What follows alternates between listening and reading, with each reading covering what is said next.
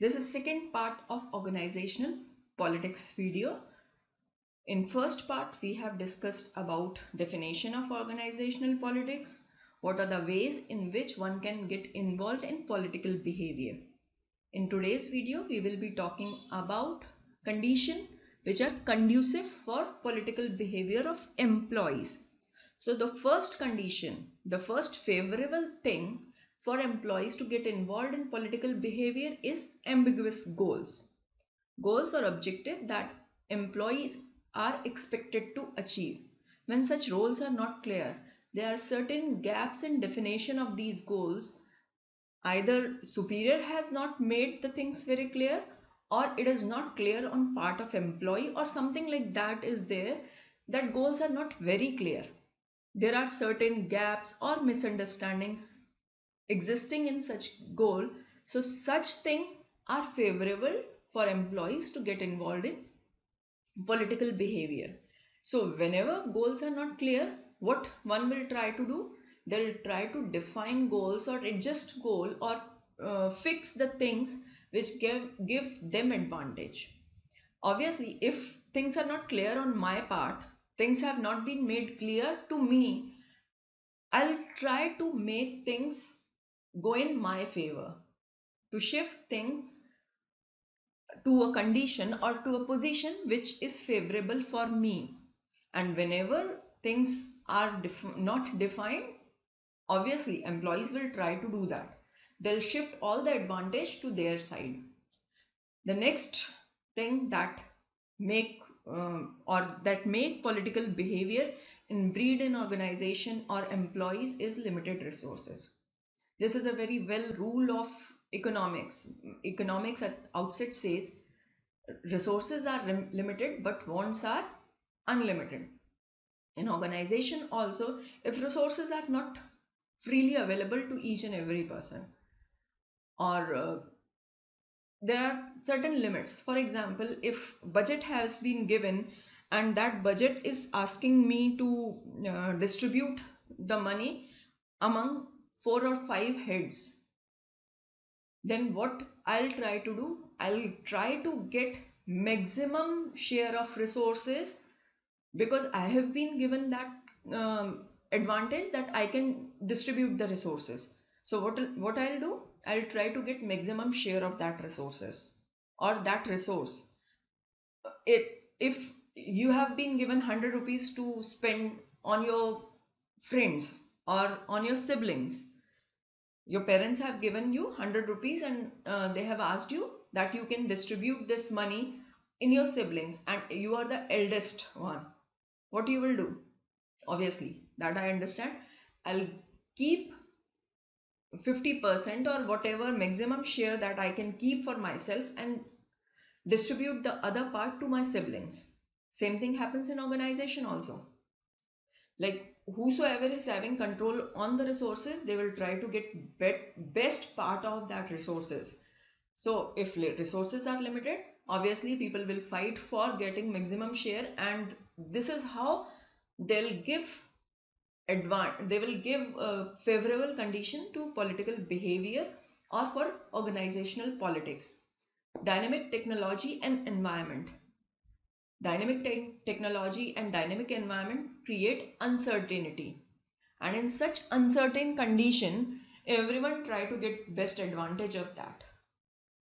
If I'll be given or someone else is given a chance that obviously when our technology is dynamic, we all are unaware of what tomorrow what will happen, what will be the condition day after tomorrow or 1 month after this time. I'll try to get that uncertainty. I'll try to take advantage of that uncertainty so that I'll get the maximum things, maximum resources or maximum information or maximum goals, whatever my personal objectives. I'll try to shift all those things to my personal gains. Next condition, next favorable conditions is non-programmed decision. Programmed and non-programmed decision, I believe that you all understand, but just briefly I'm explaining here. Programmed decision, which will go on in a same manner, day-to-day decision, like how the employee will report and what are the things to be done by each and every employee on daily basis. Non-programmed decision, these are due to uncertainties or change in environment or something else. These are not decided, or these are not routine type of thing. They come uh, now and then. They are not daily things. So when such non-programmed decisions are more in organization, then everyone will try to take advantage of such thing. They will attempt to make suboptimal decision, such decisions which will go in favor of person, not in favor of any other person, but obviously in their own favor. And at the time of organizational change, this is the most favorable condition or conducive condition for political behavior to get in the organization. When the organization is trying to reorganize everything, maybe hierarchy, maybe distribution of resources, power, or something else. So at that time, whosoever gets chance, they will try to get their own interest and goals fulfilled rather than fulfilling goals of any other employee or team or something else. So these are some conditions. What are antecedents? Means pre things which decide political behavior. These antecedents can be divided into two parts. One is individual. This is the base of organization behavior. Like whenever we talk about model of organization behavior, the first thing is individual, then team, and then organization. So what are the things or the factors or the antecedents of organizational behavior are individual antecedents and organizational antecedents. First antecedent is political skill of that person himself. If a person is well skilled in getting the advantage, then the person will be more involved in political behavior. Someone who is not aware how to take advantage, or he is bad at creating impression, or he is bad at flattering or manipulating things or people, then the such person will not get that much advantage in political environment. So to get maximum advantage, or the things that decide political behavior of an employee is political skills. Next individual incident is internal locus of control. Locus of control is how you see things, or how the fate is going to take place. The locus of control can be internal and external.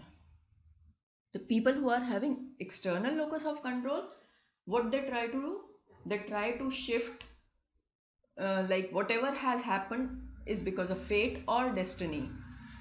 I cannot make changes in things which are like this. Like I cannot change this thing should happen or would have taken place if even if I would have done something. So people of this type, they do not believe that they are having that capacity that they can change the outcome. They see things that outcome is decided and we cannot help in changing the outcome. On the other hand, the people with internal locus of control. So people who are having internal locus of control, they are strong believers that they can change the outcome. They think that whatever happens in life is because of their own decision or their own efforts, unlike people with external locus of control. And when they think that whatever is happening is because of their own decision, they will try to change those outcomes. They do not leave things on destiny or fate, and hence they are involved more in organizational politics, because every time they'll try to change the outcome by their inputs. So this is how people with internal locus of control are more political in behavior than external locus of control people. Next is investment in organization. If I have invested in organization, either emotionally or financially, if I'm attached too much with organization, so what I like to happen or what I will like to take place, I'll engage more in political behavior because I care about what will happen to organization. I cannot leave organization like that. And why I cannot leave? Because I'm having investment. Investment is not necessarily, it should be financial investment. I have put money in organization, but if I'm attached emotionally, if I have worked on development of organization, even in that case, I will not leave organization on its fate. And if I cannot leave organization on its fate, I'll try to get involved politically in organization so that I and organization can get maximum benefit of the things. The next antecedent is, I think all above three are clear. So I'm moving to the next is expectation of success. If I believe that I'll be successful in whatever I'll do, I'll I can change outcome, I can change the decisions, I can change the way in which things are taking place. In motivation also, expectancy theory says that if I expect outcome in particular way, I'll put more effort. In same way here, if I expect that I'll be successful, I'll get involved in that. I'll try to change people, I'll try to influence people, I'll work hard to bring that particular outcome in which I expect, or the things that I expect to take place in reality.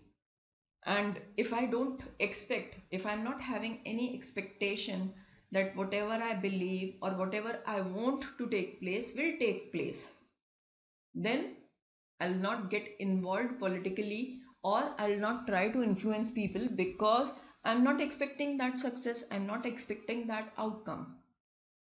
Shifting to the other side, that is organizational antecedent, or the how organization promotes political behavior of employee.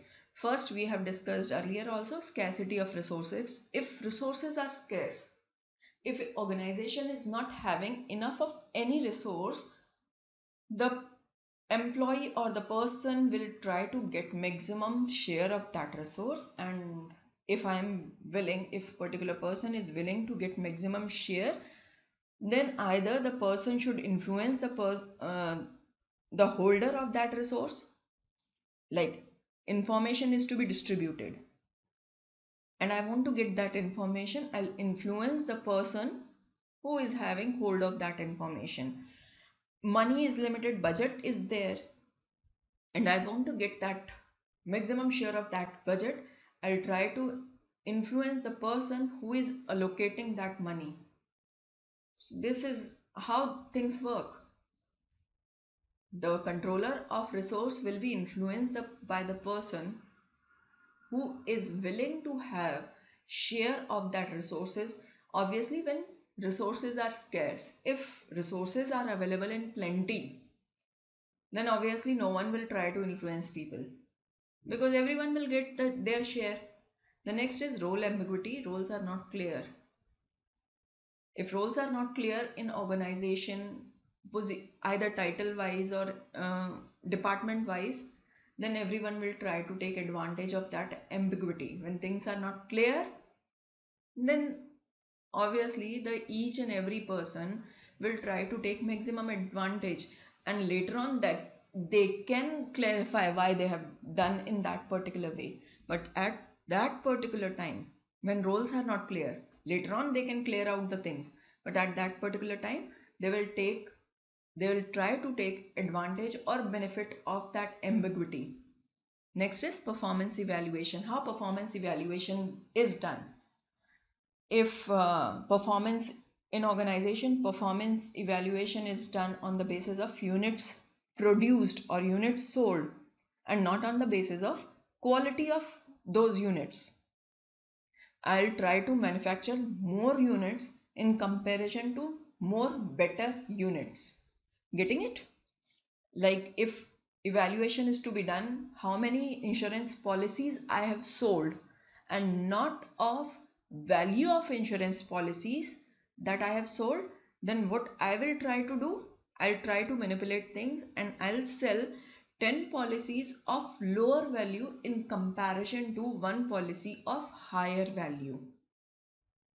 Next is promotion. How promotion is done in organization. What are the basis of promotion? If it is seniority or merit or any other, I'll try to manipulate all those things. And the other organizational antecedent of political behavior is democratic decision making. Democratic decision making means everyone has their say in decision making, and when such decisions are taken in democratic way, everyone will try to prove their say in decision making. I'll try to give more suggestion. I'll try to get involved in decision making so that people will observe or get influenced by my behavior, or I'll try to manage things in such a way that my say, my presence should be felt in decision making.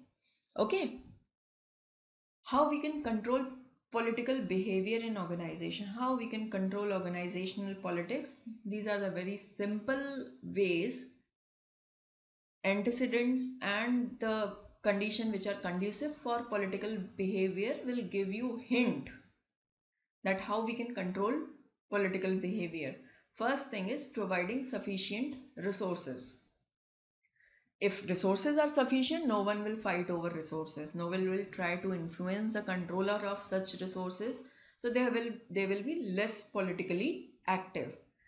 Role ambiguity if removed, clear-cut role definition, clear-cut goals, everything is if made clear, then there will be no political behavior. People will not try to influence people. Clear rules and regulation, they suppress organization politics.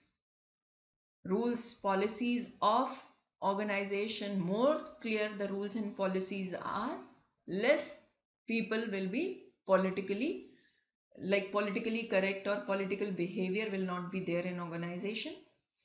The another way of controlling political behavior is at the time of entry level itself, we can check whether the employee is politically active or not.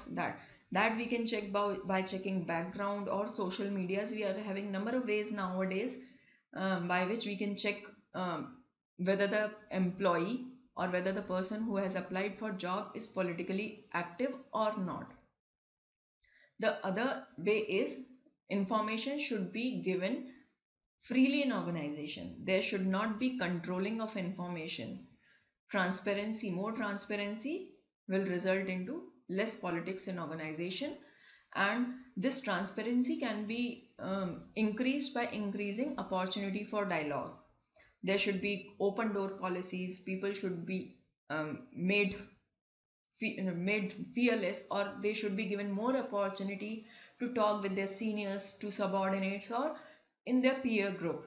More dialogue, more clear things will decrease political behavior of employee.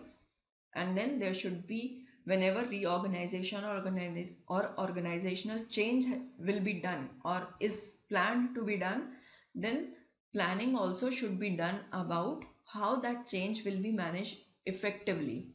There should not be, it should be properly planned. It should not be reactive change. It should be properly planned change, and people should ensure that such change should be managed effectively. The last way by which you can control political behavior of people is increasing peer pressure against politics. People who are involved in politics, if they are boycotted, if they are not given too much advantage, if they are not considered as good in organization, then it will suppress, obviously it will suppress politics. If a person is involved in politics, more politics, they are trying to influence different people, and such person is boycotted by others, other peer group, colleagues or seniors or subordinate, then that person will get out of that will political behavior, and others can also help in getting out of such political behavior. So this is all about organizational politics. In 2 videos we have covered this particular topic, organizational politics. Thanks for patient listening. And again, if you like the way in which I explain, if you want more topics to be covered under different video lectures, you can write in comment box. Thank you.